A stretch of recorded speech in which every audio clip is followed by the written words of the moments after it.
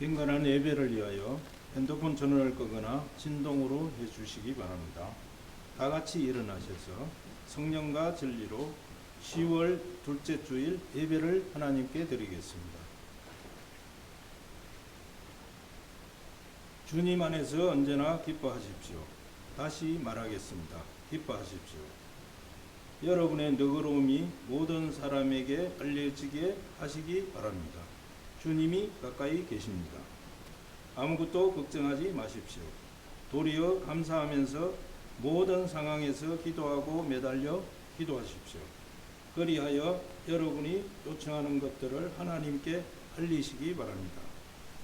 그리하면 모든 이해력을 뛰어넘는 하나님의 평화가 그리스도 예수님 안에서 여러분의 마음과 여러분의 생각을 지켜줄 것입니다. 아멘.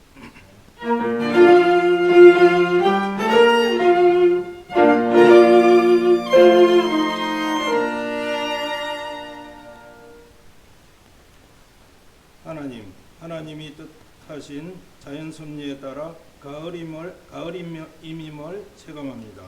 일교차가 심한 요즘 우리 우물엄교회 가족들의 건강을 허락하여 주시옵고 신앙심이 더욱더 영혼을 살찌우는 풍성한 계절 되게 하옵소서. 매일 하나님의 말씀을 묵상하는 일에 더욱 매진하고 그 말씀을 생활 속에서 실천함으로써 하나님 보시기에 흡족하시고 이런 가운데 우리 모두 마음의 참 평화와 행복을 맛볼 수 있길 소망합니다. 국내적으로 어수선한 정치 상황이 계속되는 가운데 생활 물가 인상 등으로 우리 서민들의 삶이 고단하고 팍팍해지고 있습니다. 국제적으로는 최근 아프가니스탄에서 대지진이 발생하고 러시아와 우크라이나의 정전 기미가 없는 가운데 설상가상으로 하마스의 공습으로 시작된 이스라엘과 하마스의 전쟁이 중동 전체로 번지지 않을까 참으로 우려스러운 상황입니다. 성령 하나님께서 세계의 지도자들에게 지혜를 허락하시어 수많은 인명피해와 재산 피해를 낳는 참담한 전쟁을 하루속히 끝내고 재난도 슬기롭게 극복하게 하옵소서. 그리하여 온 지구상에 참 평화를 내리게 하옵고 하나님께 감사하고 경배드리게 하옵소서. 하나님, 예수 그리스도가 삶으로 증거하신 피의 십자가와 부활이 뚜렷한 구원의 길임을 믿습니다. 오늘도 우리 예배 가운데 성령 하나님께서 충만하게 임재하시어 우리 내면이 진리와 생명의 말씀으로 가득 채워지는 은혜와 감사의 예배가 되게 하옵소서. 예수님 이름으로 기도드리며 이제는 우리 모두 주님께서 가르쳐 주신 기도를 함께 드리오니 하늘에 계신 우리 아버지여 이름이 거룩히 여김을 받으시오며 나라가 임하시오며 뜻이 하늘에서 이루어진 것 같이 땅에서도 이루어지이다. 오늘 우리에게 일용할 양식을 주시옵고 우리가 우리에게 죄지은 자를 사하여 준 것 같이 우리 죄를 사하여 주시옵고 우리를 시험에 들게 하지 마시옵고 다만 악에서 구하옵소서. 나라와 권세와 영광이 아버지께 영원히 있사옵나이다. 아멘.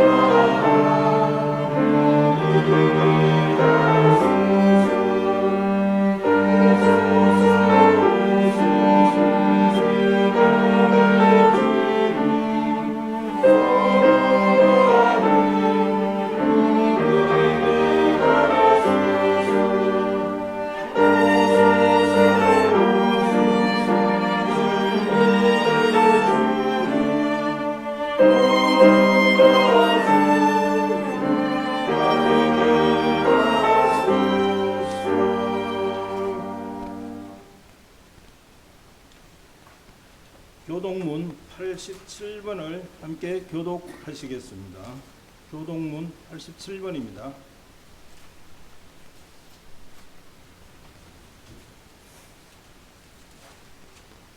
또 내가 새 하늘과 새 땅을 보니 하늘과 땅은 다시 없어졌고 바다도 다시 있지 않다.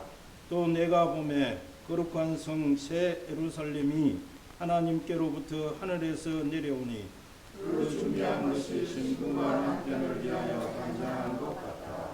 내가 들으니 보좌에서 큰 음성이 나서 이르되 보라, 하나님의 장막이 사람들과 함께 있으매 하나님이 그들과 함께 계시리니 그들은 하나님의 백성이 되고 하나님은 친히 그들과 함께 계셔서 모든 눈물을 그 눈에서 닦아주시니 다시는 사망이 없고 애통하는 것이나 고하는 것이나 아픈 것이 다시 있지 아니하리니 그런 것들이 다 지나갔습니다. 보좌에 앉으신 이가 이르시되 보라, 내가 만물을 새롭게 하노라. 아멘. 전능하사 천지를 만드신 하나님 아버지를 내가 믿사오며 그 외아들 우리 주 예수 그리스도를 믿사오니 이는 성령으로 잉태하사 동정녀 마리아에게 나시고 본디오 빌라도에게 고난을 받으사 십자가에 못 박혀 죽으시고 장사한 지 사흘 만에 죽은 자 가운데서 다시 살아나시며 하늘에 오르사 전능하신 하나님 우편에 앉아 계시다가 저리로서 산자와 죽은 자를 심판하러 오시리라. 성령을 믿사오며 거룩한 공예와 성도가 서로 교통하는 것과 죄를 사하여 주시는 것과 은근히 사는 것과 영원히 사는 것을 믿사옵나이다. 아멘.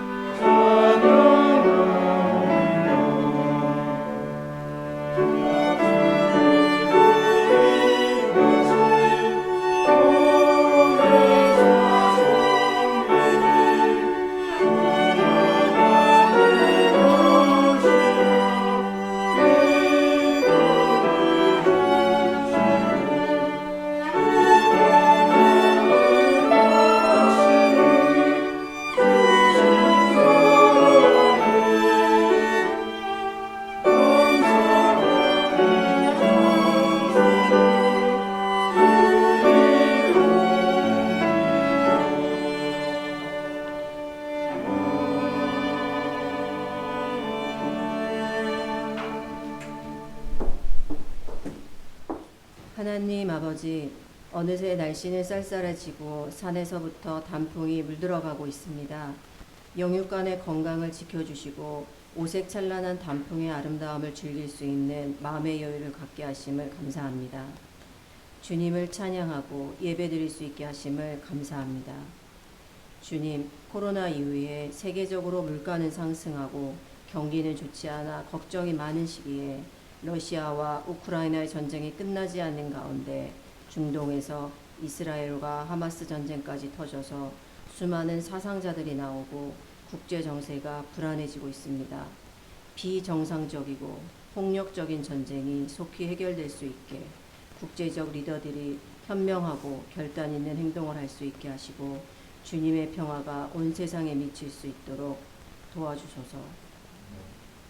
주님, 세상 모든 사람들에게 지혜와 분별의 영을 내려주시옵소서. 근거 없는 신념으로 자신들이 당연하게 여기고 일상적으로 행하는 일이 악이 될 수도 있다는 사실을 깨닫고 비판적인 질문을 통해 생각하고 자신과 자신이 속한 세상에 이로움이 될 수 있는 선택을 할 수 있게 현명함과 선함을 주시옵소서. 2028년 대학 입시제도 개편 시험과 관련하여 학생들이 옳고 그름, 진실과 가짜를 구별할 수 있는 생각하는 힘이 있는 시민으로 자랄 수 있고 변화되는 사회에 적응할 수 있도록 융합적, 통합적 사고 역량을 키울 수 있는 이대저양적인 교육제도가 만들어질 수 있도록 교육정책 담당자들에게 지혜를 주시옵소서. 오늘 함께하지 못한 성도들의 안전과 평강을 눈동자처럼 지켜주시옵고 교회에서 후원하는 아동들이 어디에 있든지 하나님의 사랑 안에 거할 수 있도록 도와주소서. 주님 안에서 연결된 믿음의 공동체가 어디에 있든지 하나로 뭉쳐 서로에게 거룩한 믿음의 동력자가 되게 지켜주시옵소서.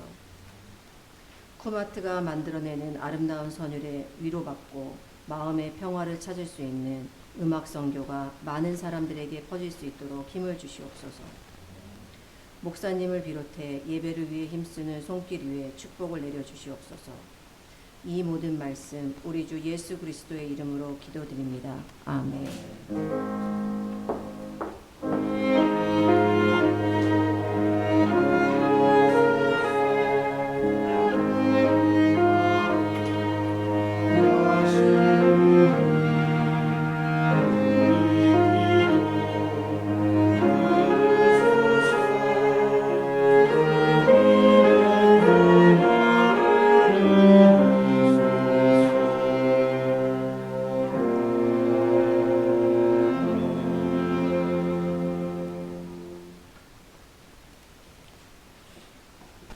오늘 우리에게 주시는 하나님의 말씀은 창세기 49장 20절입니다. 창세기 49장 20절입니다. 구약 성경 79쪽입니다. 제가 봉독하겠습니다. 아셀에게서 나는 먹을 것은 기름진 것이라 그가 왕의 수라상을 차리리로다. 아멘.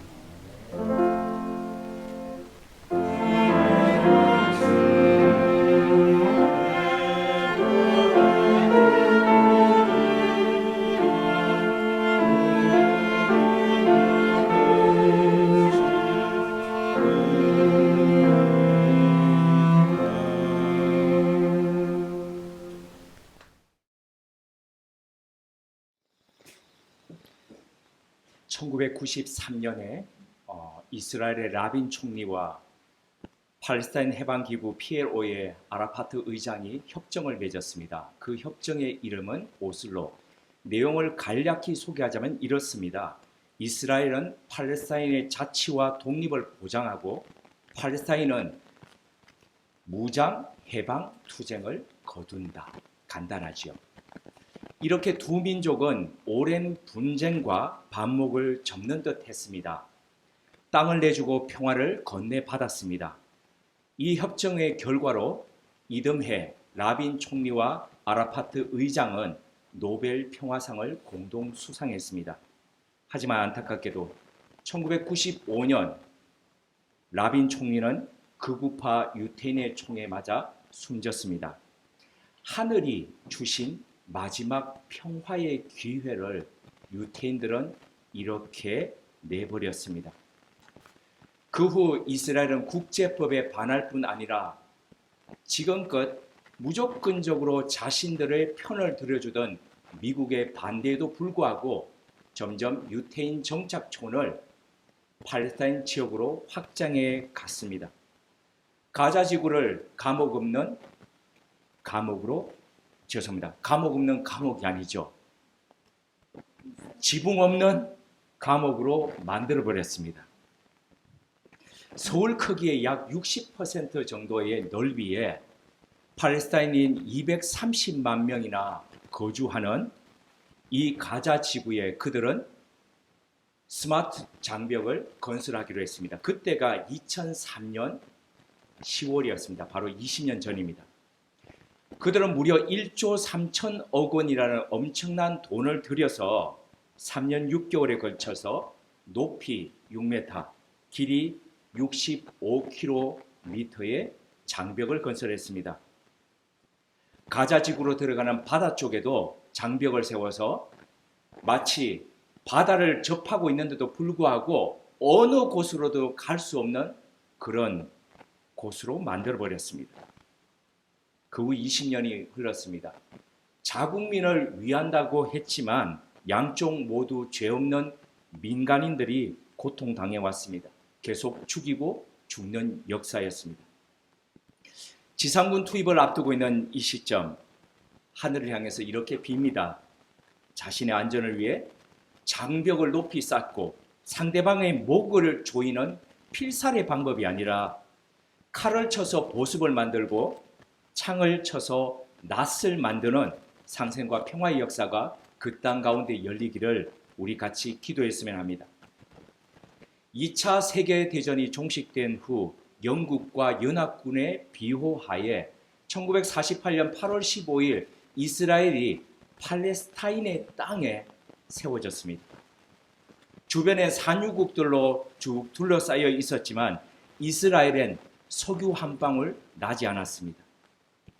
이 문제를 해결하기 위해서 이스라엘은 20년 동안 엄청난 노력을 가하면서 계속 시추 작업을 했지만은 번번이 실패했습니다. 지역적으로 주변 아랍 국가들에서는 다 산유국이지 않습니까? 그런데도 이스라엘에 나오지 않습니다. 주변에 나오니까 우리도 나올 거라고 자신하면서 했지만은 그들은 성공하지 못했습니다. 더욱이 그 당시에 이스라엘의 독립을 반대하던 아랍국들로 인해서 이스라엘에 석유를 판매하지 않았습니다. 그래서 그들은 먼 곳 노르웨이 그리고 더 먼 곳 콜롬비아까지 배를 보내서 석유를 사오곤 했습니다. 비용이 막대했지요. 1970년대에 이스라엘의 여성 지도자였던 골다 메이어 총리는 이렇게 한탄했다고 합니다. 왜 아랍 국가들에서는 석유가 펑펑 나오는데 하나님께서 40년 동안 광야 생활을 하면서 인도하셔서 이끌어 주셨던 이 약속의 땅에는 왜 석유가 나오지 않느냐? 그러던 중이었습니다. 러시아에서 나서 자랐던 그리고 망명했던 지구 물리학을 공부하고 여러 메이저 석유 회사에서 근무했던 토리바 루스킨이 1984년 이스라엘로 이주해 왔습니다. 그는 호주에서 안락한 생활을 할 수 있었음에도 불구하고 이스라엘로 이주하기로 결심했던 이유를 이렇게 밝혔습니다. 어느 날 구약 성경을 읽는데 신명기의 한 구절과 그리고 이 구절에 관한 중세 라피 라시의 해설을 읽는데 가슴이 뛰었다고 합니다. 그래서 안락한 생활을 그리고 이스라엘로 왔는데 그가 읽었던 그 말씀은 신명기 33장 19절과 24절인데 거기에 이런 내용이 있습니다. 바다의 풍부한 것과 모래의 감추인 보배를 흡수하리라. 그의 발이 기름에 잠길지로다. 성경 속에서 기름이 나온다는 이 구절이 어디 있을까? 이 사람 전공이 그거니까 계속 그걸 줄치면서 찾는데 드디어 기름이라는 단어가 있네, 나온다는 단어가 있네. 너무 가슴이 뛰었다는 겁니다. 그래서 여기구나 이렇게 생각하고 그는 무려 18년간 노후한 장비를 가지고 시추 작업을 해가기 시작했습니다. 그리고 마침내 18년 만에 석유를 시추했습니다. 이스라엘이 100년간 쓰고도 남을 양이었습니다. 루스키는 이어서 그 지역이 어디였냐면 그 지역이 바로 아셀에게 허락했던 부여되었던 바로 그 땅이었습니다. 루스키는 이어서 아셀 지파가 차지했던 이스라엘의 지중해 연안 도시인 하이파와 텔아비브 연안 해안에 거기에서 대규모의 천연가스와 석유 유전도 발견했습니다. 누군가는 성경을 읽으며 마주하는 그 말씀들을 문자로 그냥 보고 지나치지만은 누군가는 믿음의 눈으로 바라보면서 다가가는 사람들이 있습니다. 그 차이는 비교 불가입니다. 이 가을에 우리 눈에도 하나님의 이 말씀이, 성경 말씀이 문자가 아니라 말씀으로 다가오는 바로 그 은혜가 있었으면 합니다. 그리고 그 말씀 속에서 풍성함을 누리는 가을 되시기를 바랍니다. 자, 앞서 서규의 말씀과 이 발견과 서규의 발견과 연관되었던 아셀 지파는 그리 유명하지 않습니다. 아마 들어보지 못했을 수도 있습니다. 그런 평범한 지파가 엄청난 복을 받았다고 합니다. 오늘 본문은 그 지파의 시조인 아셀이라는 아들을 축복하는 야곱의 선언이 기록되어 있습니다. 아셀이 받은 복이 무엇이고, 그리고 성경 속에서 만나는 이 아셀을 통해서 우리에게 주시는 메시지가 무엇인지 한번 찾아가 보도록 하겠습니다. 아셀은 레아의 시녀 실바가 낳았던 두 번째 아들이자 야곱의 12아들 중 8번째 아들입니다. 이 아들을 향해서 야곱은 아주 간단한 한 줄로 지금 축복했습니다. 그것이 오늘 읽었던 본문의 말씀인 창세기 49장 20절입니다. 아셀에게서 나는 먹을 것은 기름진 것이라. 그가 왕의 수라상을 차리리로다. 이 말씀의 기초에서 사람들은 이 아셀의 별명을 곡물더미라고 그렇게 붙였습니다. 곡물더미라는 게 곡물을 이렇게 쌓아놓은 것이지 않습니까? 그것처럼 많은 수확을 거두게 될 것이라는 것. 그러니까 풍성함을 이야기하는 거죠. 이것처럼 아셀 지파는 풍요로운 땅을 받았으며 그 땅의 소산물로 인해서 왕에게 진상할 정도였다고 합니다. 이런 아셀 지파를 향해서 모세는 신명기 33장 24절에서 25절을 통해서 이렇게 축복했습니다. 아셀에 대하여는 일러스되 아셀은 아들들 중에 더 복을 받았으며 그의 형제에게서 기쁨이 되며 그의 발이 기름에 잠길지로다. 내 문빗장은 철과 놋이 될 것이니 내가 사는 날을 따라서 능력이 있으리로다. 앞서 야곱의 축복과 더불어서 이 모세의 축복에 나타나 있는 이 복을, 아셀이 받았던 복을 네 가지로 한번 정리를 해보도록 하겠습니다. 첫 번째입니다. 더 받는 복이었습니다. 표준 세번역은 신명기 33장 24절의 이 앞부분을 이렇게 번역했습니다. 아셀 지파는 다른 어느 지파보다도 복을 더 많이 받은 지파다. 오해 없이 들으셨으면 좋겠습니다. 규모와 전통이 있는 어느 교회를 담임하고 있는 제 선배 목사가 자기 교인에게 이렇게 이야기했다고 합니다. 나는 유경호가 너무 부럽습니다. 별로 놀라지 않으시는군요. 또 다른 분이 목회하고 있는 자기 남동생에게 이렇게 얘기했다고 합니다. 도대체 유경호는 왜 저렇게 술술 잘 풀리냐? 아마도 그분들이 보기에 남들이 가고 싶어하는 대형 교회에서 부교육자 생활하고 그리고 나이가 겨우 37살에 스위스 제네바 한인교회 어마어마한 교인분들이 계시는 그곳에 담임 목사로 가고 그리고 와서는 또 학교에서 가르치고 있다 이렇게 생각하니까 되게 대단하다라고 그렇게 생각했나 봅니다. 그런데 그분들이 모르고 있는 게 있습니다. 아마 오늘 같은 상황을 못 보셨을 건데 저도 저 나름대로 고민이 있습니다. 네, 웃자고 드리는 말씀인데요. 좀 더 진지하게 말씀드리자면 저도 모릅니다. 왜 복받고 사는지, 왜 하나님께서 저를 사랑하시는지 이유를 모릅니다. 아마도 아셀도 그러지 않았을까요?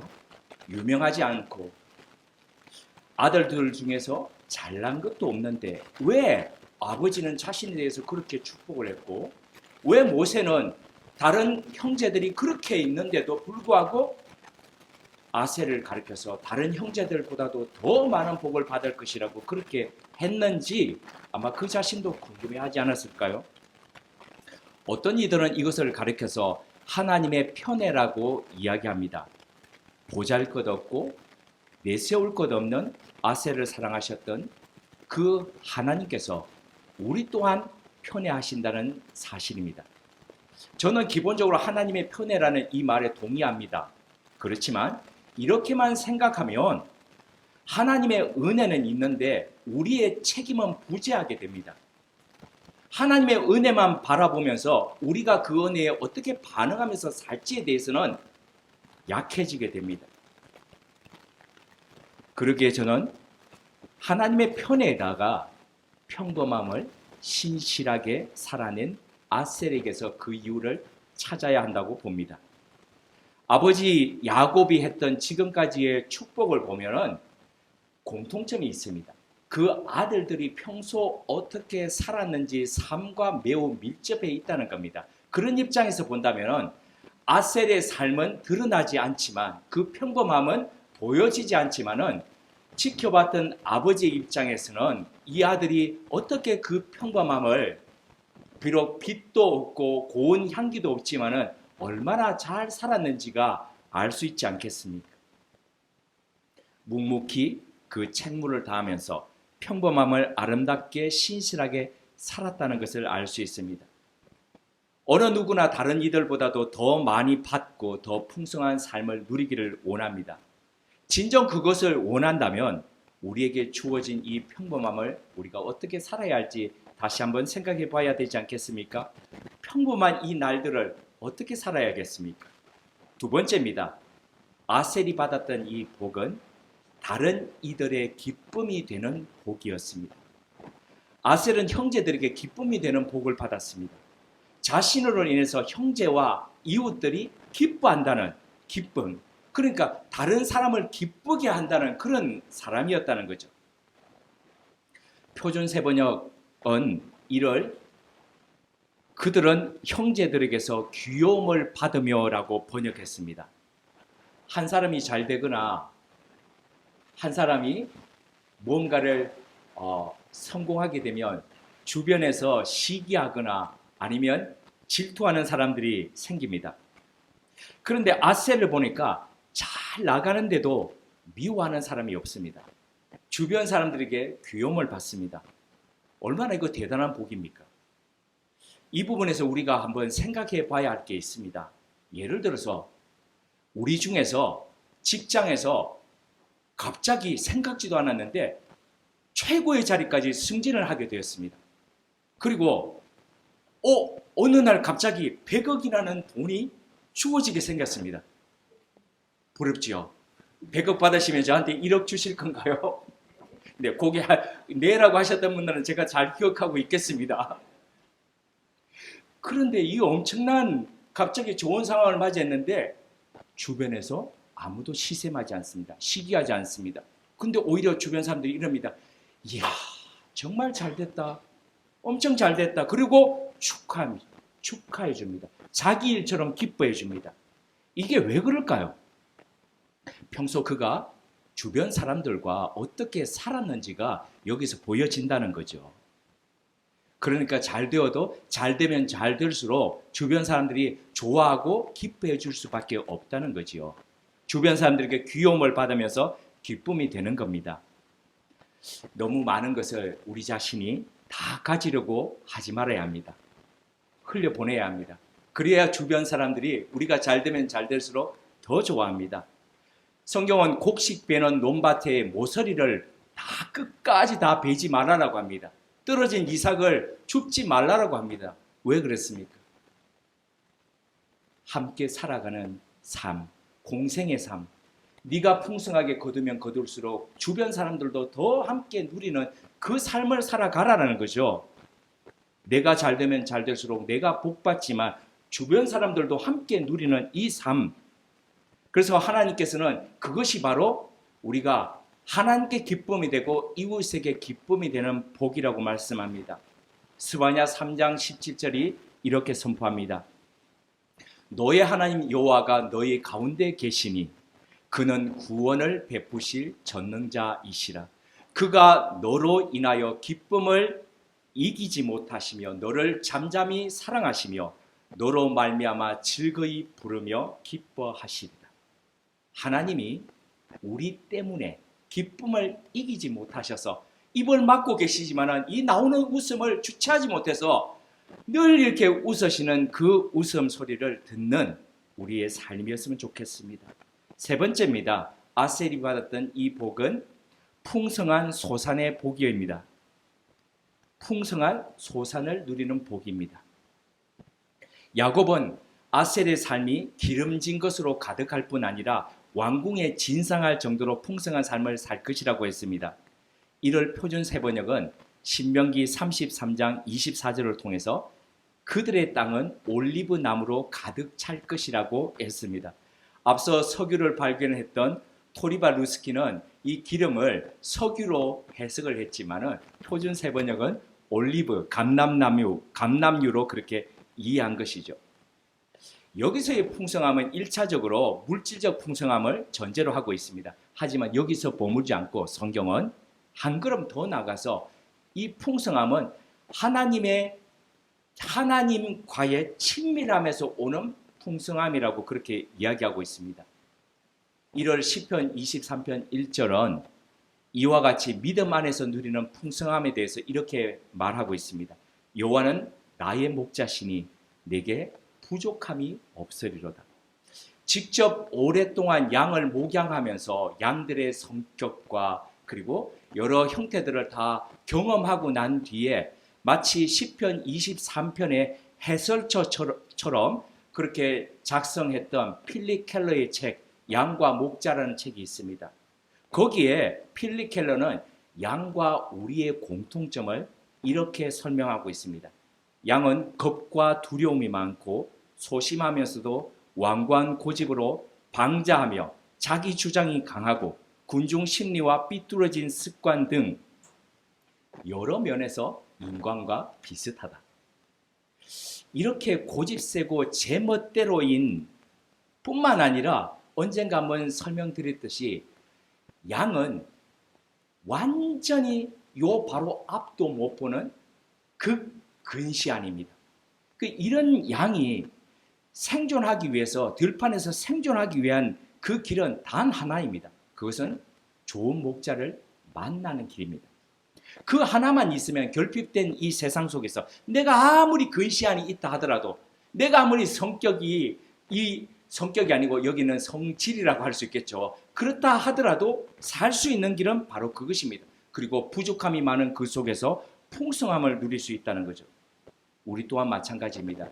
지난 주일에 나누었듯이 우리의 모든 생애 상황 속에서 우리가 하나님을 더하게 할 때에 우리는 그 어떤 상황 속에서도 풍성한 삶, 부족함이 없는 삶을 살아갈 수 있다는 거죠. 양으로 생명을 얻게 할 뿐만 아니라 더 풍성하게 누리도록 하기 위해서 오신 예수 그리스도 안에서 풍성함을 누리는 우리 삶이기를 바랍니다. 네 번째입니다. 안전한 복입니다. 현대인들이 필요로 하는 세 가지의 S가 있다라고 합니다. 첫 번째가 safety, 두 번째가 security, 세 번째가 sustainability입니다. 자, 안전, 보안, 그리고 지속 가능성. 요 세 가지 S 중에서 가장 기본이 되는 것, 기초가 되는 것은 당연히 safety입니다. 왜 그럴까요? 우리가 살아가는 이 세상이 너무 불확실성이 많고 그리고 안전을 위협하는 요소들이 질비하기 때문이죠. 사건, 사고, 상실, 실패, 죽음 등 이루 말할 수 없는 것들이 길 바깥만 나가더라도 질비합니다. 그러기에 신명기 33장 25절은 더더욱 아셀에게 했던 그 복은 오늘날 우리에게 복으로 다가옵니다. 내 문빗장은 철과 놋이 될 것이니 내가 사는 날을 따라서 능력 있으리로다. 이 구절을 공동 번역은 이렇게 번역했습니다. 쇠빗장, 놋빗장으로 문을 잠그고 길이 태평성대를 누리리로다. 이 안전함에 대해서 약속을 시편 121편 5절에서 8절은 다음과 같이 선포합니다. 여호와는 너를 지키시는 이시라. 여호와께서 내 오른편에서 내 그늘이 되시나니 낮의 해가 너를 상하게 하지 아니하며 밤의 달도 너를 해치 아니하리로다. 여호와께서 너를 지켜 모든 환난을 면하게 하시며 또 내 영혼을 지키시리로다. 여호와께서 너의 출입을 지금부터 영혼까지 지키시리로다. 하나님의 은혜 가운데 더 많이 받는 복과 기쁨이 되는 복과 소산의 복과 안전의 복이 우리 모두의 삶 가운데서 그렇게 계속되기를 주님의 이름으로 기원드립니다. 오늘 말씀을 마무리합니다. 마지막으로 퀴즈 하나 내겠습니다. 상품은 선물이 아니고 상품이죠. 상품은 연말이 될 때까지 제가 준비해서 드리도록 하겠습니다. 기대해 보십시오. 자, 퀴즈 냅니다. 세계에서 가장 크고 무거운 양배추가 생산되는 지역은 어디일까요? 우리가 이스라엘 그러셨습니다. 한 번 말씀하시면 기회 없습니다. 자, 우리가 보통 마트에서 사는 양배추는 반쪽짜리 말고 한쪽짜리는 보통 1kg에서 크면은 3kg 합니다. 그런데 이 지역에서 나는 양배추는 평균이 55kg이나 나갑니다. 뿐만 아니라 기네스북에 오른 것은 62.71kg이나 나갑니다. 우리 몸무게보다 더 나갑니다. 자, 이런 양배추가 자라는 곳은 어딜까요? 이야, 자, 아셀이 굉장히 오늘 말씀에 집중하셨는데, 이스라엘이라 처음에 그러셨는데, 아닙니다. 상상치도 못한 곳입니다. 정답은 알래스카입니다. 자, A라고 하신 이 말씀은 알래스카가 어떤 땅인지를 알고 계시기 때문입니다. 그죠? 가장 우리가 생각하는 극지방이지 않습니까? 춥습니다. 그런 땅에서 무려 우리가 사서 먹는 양배추의 60배나 더 큰 양배추가 나온다는 게 이게 이해가 되지 않습니다. 양배추뿐만 아니라 호박하고 비슷한 루프메론이라는 게 있습니다. 이 색깔도 비슷하고 그런데 그게 무려 30kg이나 나갑니다. 브로콜리 하나, 요만한 거 하나 있죠. 우리 요걸 사는 거. 브로콜리가 16kg이나 나옵니다. 이거는 그야말로 걸리버 땅 아닙니까? 걸리버 여행기에 나오는. 자, 이렇게 극지방인데도 불구하고 야채가 큰, 그러면 이유가 뭘까요? 성장 촉진제를 놓기 때문일까요? 포인트는 오늘 여기 있습니다. 바로 그것은 여기에 곡식이 크게 자랄 뿐만 아니라 성장 속도도 빠른데요. 이게 바로 백야 때문입니다. 무려 여름철이 되면은 20시간 정도 햇볕이 그냥 계속 비치는 겁니다. 햇볕을 받고 자라는 겁니다. 저는 요거 감이 좀 오는 게요.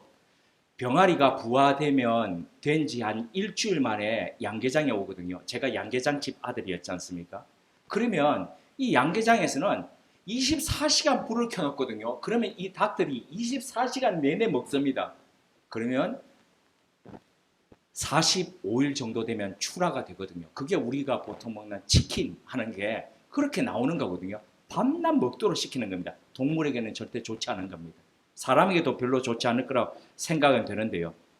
알래스카에 이렇게 20시간 동안 햇볕이 비치니까 얘네들이 자라고 그리고 성장 속도도 빠르고 더 크게 자라서 짧은 시간에 수확까지 하고 엄청난 무게까지도 그렇게 나오는 겁니다. 아무리 차가운 땅이라 하더라도 햇볕이 비치면 곡식이 자랍니다. 심지어 크고 더 빠르게 자랍니다. 아무리 환경이 나쁘고 나쁜 조건이라 하더라도 하나님의 빛이 비치면 그곳이 바로 아셀의 복처럼 풍성한 복을 누리게 됩니다. 이 하나님 안에서 그 빛으로 인해서 풍성한 삶을, 생명력을 누리는 2023년 가을이 되셨으면 합니다. 함께 기도드리겠습니다.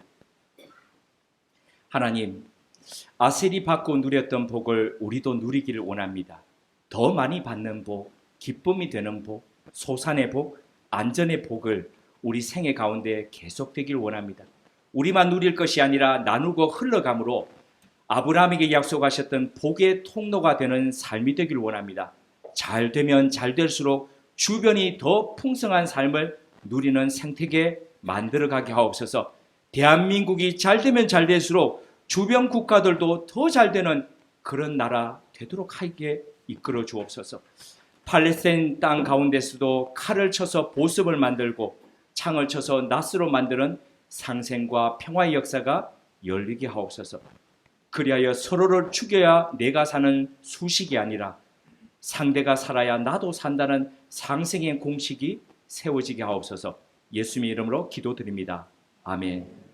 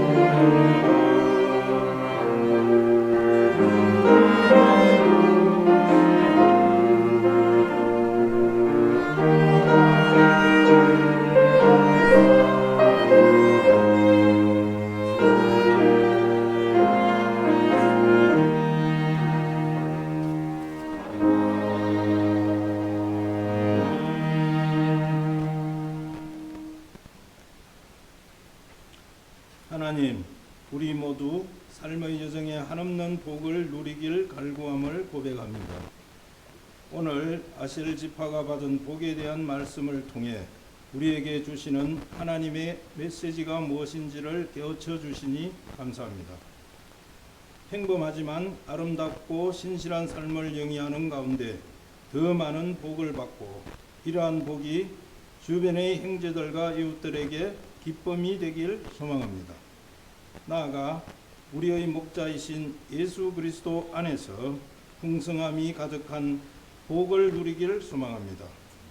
또한 사건, 사고, 상실, 실패 등 끊이지 않는 불안한 시대 상황에 안전한 복이 우리의 삶과 함께하길 소망합니다. 하나님, 아름다운 단풍으로 물들어가는 이 좋은 가을에 성경의 말씀을 믿음의 눈으로 바라봄으로써 우리 모두에게 새로운 생명의 말씀으로 다가와 그 말씀이 우리 삶에 복이 되고 은혜가 되게 하옵소서. 하나님께서 주신 것의 일부를 구별하여 돌려드립니다. 작은 손길을 기억하여 주시고 뜻하신 곳에 기히 쓰여 하나님의 영광을 드러내게 하옵소서. 우리 주 예수 그리스도 이름으로 공기도 드립니다. 아멘. 앞뒤 좌우에 계시는 분들과 함께 인사를 나누시겠습니다.